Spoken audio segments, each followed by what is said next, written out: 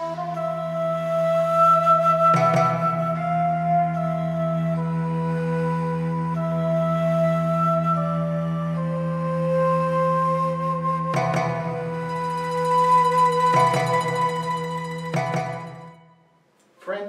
often look askance at me when I say that Saito Musashibo Benkei here is a popular hero, as much as any of these anime and manga characters.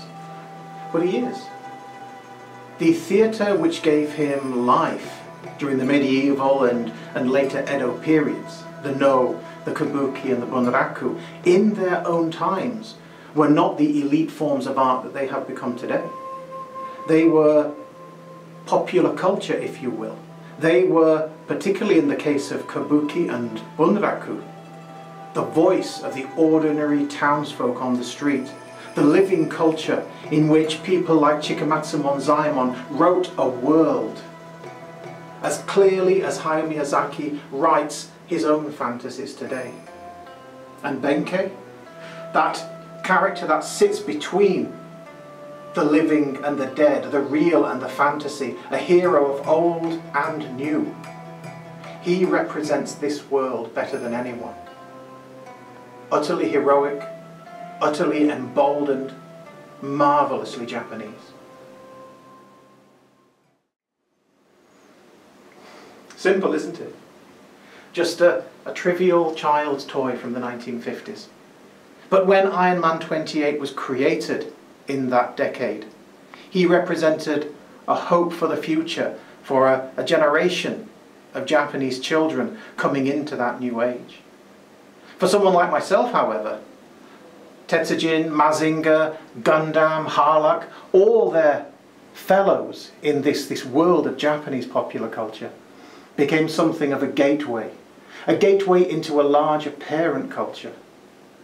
When people dismiss this sort of material as trivial, as childish, as unfit for proper study, they rather miss the point.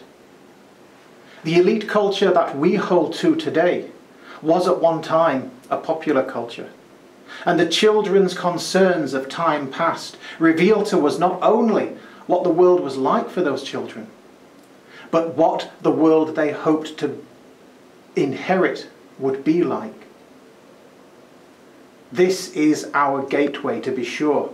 Not just for Japanese, not just for anime fans, for all of us. If you want to understand Japan, you must understand Tetsujin 28.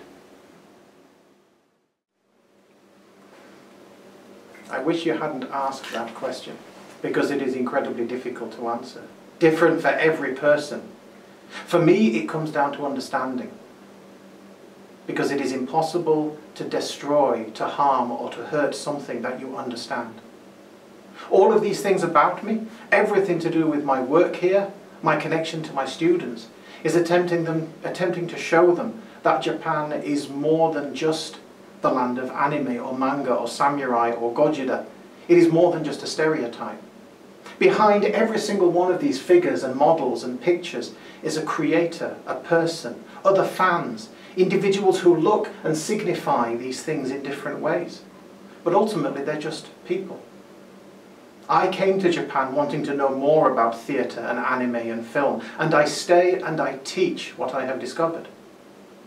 Liberal arts as a discipline for me is about information, about connecting people through their studies and their lives in a way to demonstrate to the whole world that it is or should be impossible to hurt, destroy the things we understand.